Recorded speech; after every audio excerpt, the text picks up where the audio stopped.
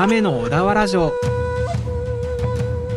エレベーターがないのでお城の中には入れません。小田原城は神奈川県小田原市にあった戦国時代から江戸時代にかけての城、北条氏の本拠地として有名である。江戸時代には小田原藩の藩庁があった。城跡は国の史跡に指定されている。